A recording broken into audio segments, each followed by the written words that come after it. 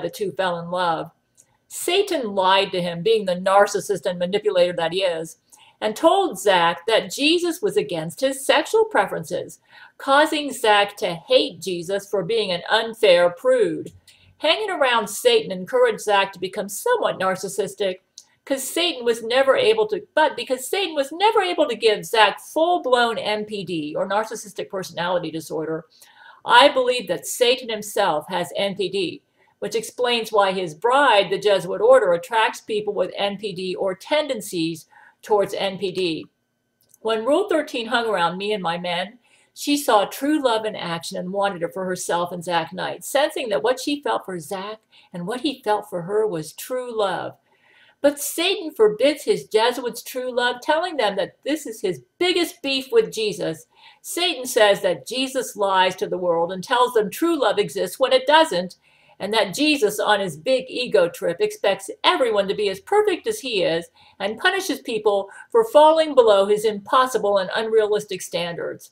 He says that Jesus deliberately created imperfect beings to show off his own perfection. Worthless.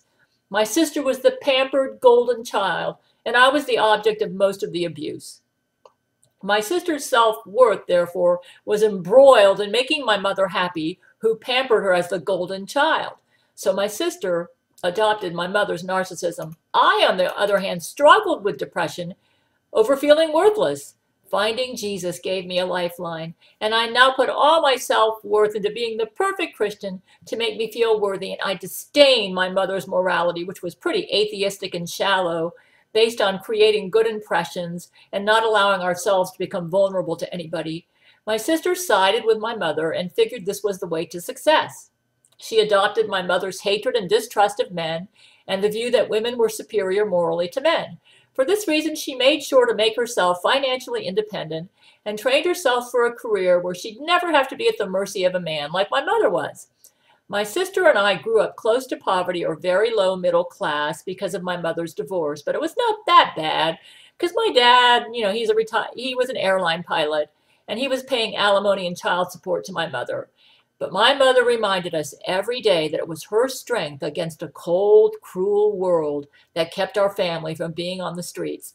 My mother taught us that we could trust nobody but her, and that the cruel world was against us, and most men were unreliable and could easily throw out any woman onto the streets.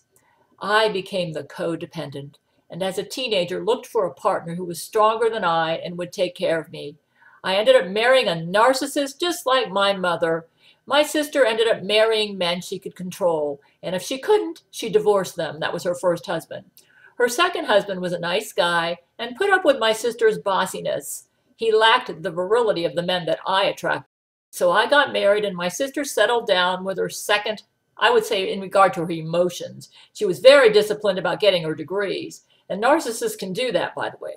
They just have poor impulse control when it comes to their emotions.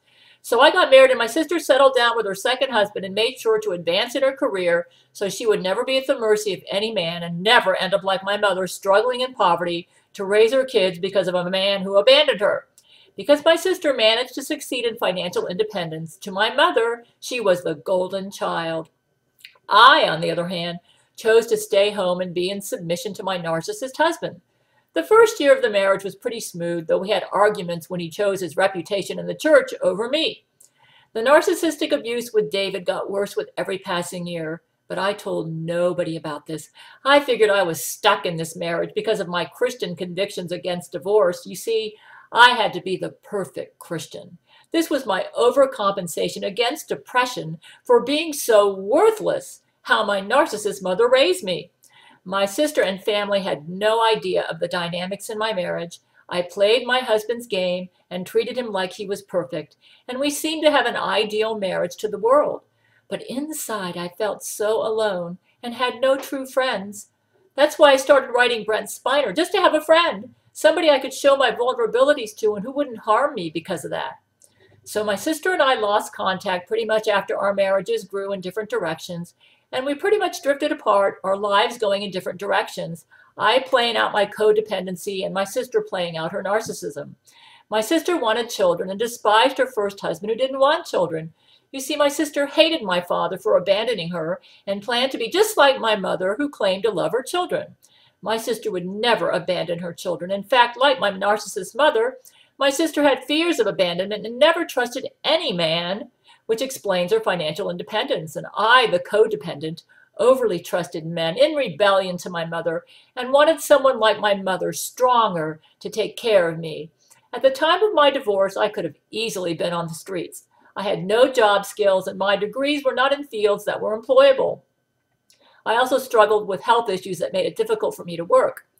For this reason, to both my mother and sister, I was an utter failure. The fact that I was a Bible scholar and loved Jesus was seen as part of my mental illness or weakness or defect. The mere fact that my mother had to take me in just reinforced to my mother and sister that I was inferior to them. Because to their narcissistic view, if I was not rich and financially independent, I was weak and inferior. That's how their narcissism is set up. I didn't tell my mother or sister about Brent Spiner or the famous men in my life at first, because I knew they wouldn't understand the dynamics of my long-distance relationship with Brent and the abuse we suffered from Laurie McBride and the Jesuits. My mom got lucky and married a great guy, my stepdad, a retired Army lieutenant colonel in the 1980s. In the early years of her marriage to him, they had great sex, and she had genuine affection for him. He helped to heal her from her narcissism. He took good care of my mother.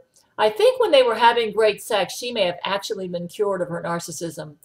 But when he had health problems and could no longer make love to my mother, her narcissism returned, and she reverted back to the way she was when she raised me and my sister. When I lived with her from 2001 to 2004, because Laurie kept me from being with Brent, my mom was narcissistic, and I couldn't wait to get out from under her control, which I was able to do when I got a job at Walmart in 2004. But she still demanded that I come over and clean for her all the time to pay her back for the money she spent on me when I couldn't be with Brent and was divorced. My stepdad was very kind to me always and helped make it more bearable when I was with them. I have nothing but fond memories of him. He's now in heaven. In 2012, when my son graduated from college, I went to his graduation. My son left home as soon as he could because my ex married a narcissist like himself. My son was living with my sister at the time of his graduation, who treated him well from what I understand when I went to his graduation. Apparently, being able to take care of my son fed into her narcissistic image of herself as the perfect parent and strong woman, something she needed to believe to feed her narcissistic belief that women like her were perfect and strong and better than men. She got this from my mother. She was the golden child and lived up to my mother's expectations most of the time. The Jesuits threatened harm, though, to my sister's family if she wouldn't abuse me when I stayed with her for my son's graduation in 2012, and she deliberately cooked food that I felt I was allergic to at the time and treated me very rudely when I stayed with her. But nevertheless, I was proud of her for graduating summa cum laude from her master's degree program. I attended her graduation and my son's. She had achieved financial independence, something the Jesuits prevented from me. In the 20s, that was my fault because I was a codependent. But Brent got me out of much of my codependency, and the Jesuits made sure I stayed there. They used Laurie McBride for that purpose. My men were distressed for me that my sister was so rude for me, and they flew themselves to Atlanta to present themselves to her. So my sister saw Matthew McConaughey, Gerard Butler, Vladimir Putin, Hugh Jackman, Judge Terrence Jenkins, and Brent Spiner, who landed on her roof and introduced themselves to her. My sister was shocked. Her weak and inferior sister had managed to get the hottest men on the planet as husbands-in-waiting. I was the one who did everything wrong, according to my mother, and my sister was fairly comfortable in her own skin until now. Her narcissism was succeeding, and she got a man who would let her rule the roost. She rewarded the man with her money, financial security, which she brought, and by being an attentive parent, something she never had growing up and that she overcompensated for as a narcissist. It was part of her narcissist image of herself and self-perfection. She secretly despised me for losing custody of my son and saw that as an unforgivable defect, even though it wasn't my fault. I recall that when I thanked her for taking care of my son and giving him a place to stay for college, she seemed bemused and didn't say, "You're welcome." It was kind of like she was shocked that I would feel the need to thank her. In her mind, I was like my father and had abandoned my child. Like I could tell the judge to give me custody. I guess it didn't matter that I homeschooled my son for about 2 years, but then to a narcissist, everything is black or white. She belonged to the elite, who took care of their children, even sacrificed their own personal happiness for this, and didn't allow men to manipulate them and were strong. I belonged to the defective, who were subservient to inferior men and could be manipulated and therefore brought pain to my children. I would dare to put my man first before my child, and so I brought evil to the world, just like my dad. My sister hated my dad, just like my mother did. I was more neutral about him, but didn't trust him. I was stupid and foolish to them. I rebelled against my mother's advice and was foolish and weak, because I allowed myself to be ruled by a man, and now the most awesome men in the world, the dream men that she was certain did not exist, were my husbands in waiting. My sister couldn't believe it. Everything my mother taught her about men was wrong. She was furious and oh so jealous. There was no way she would allow anybody to shatter her illusion that she was morally perfect because she was the perfect parent, which was the illusion she needed to maintain her narcissistic image of self-perfection.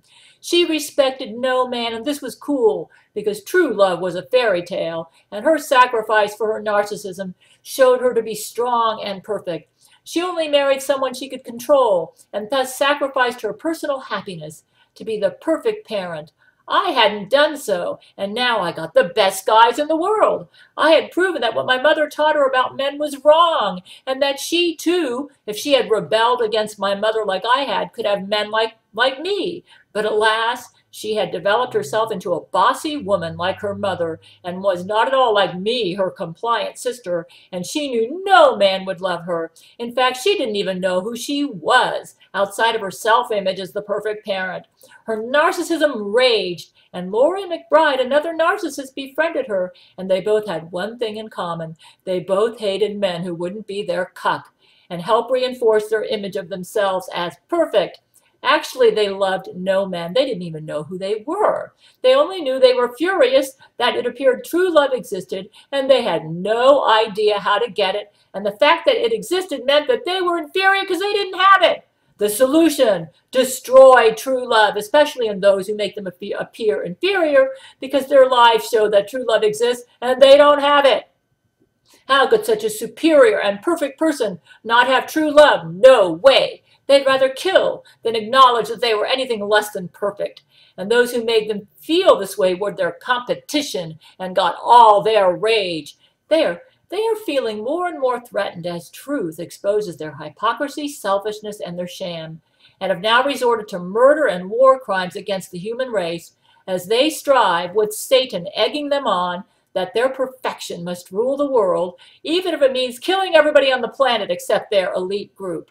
And this explains Laurie McBride. Her narcissistic perfection is as the perfect celebrity lover, and my true love with Brent threatens that image. My sister, her narcissistic perfection is as the perfect parent, and my true love with Brent tells her she sacrificed true love in vain, that it truly does exist, and she doesn't have it. The Brent Spiner clone, his narcissistic perfection is the Hollywood celebrity with fame and glamour, and those without the fame and glamour are beneath him. But my true love with Brent threatens him because it shows that superiority is not only for the rich and famous, but for those with richness in their hearts, something he's never cultivated. He only fakes it. Camilla Alves, her narcissistic perfection is as the perfect celebrity lover, and Matthew's adoration of me threatens that. And for most Jesuits, they see themselves and those who think like them as perfect, and the rest of the world is evil. They can't see gray. Everything is black and white. That's why Trump can't do anything right to them. To my sister, mother, Camilla, Laurie, the Brent clone, Donald Trump, myself, the real Brent Spiner, the real Matthew, the real Gerard Beller, the real Vladimir Putin, etc., we belong to the black group. They, the narcissists, belong to the white perfect group. They and those they get along with, even if by extortion, rape, murder, sadism, are perfect, and everybody else is black, evil, and worthless. There's nothing in between. You are either perfect like them or worthless. This is NPD. And so as you read this page on my website, you see the history of my life and how the sociopathic narcissists obsessed with their delusion of self-perfection have abused me and murdered people and are competing with me to prove that they're perfect and I'm defective. And it shows how I and my men are fighting back. Personal opinion: those who are sociopathic or psychopathic narcissists probably need to be Sarah-cockied out to Satan's ocean.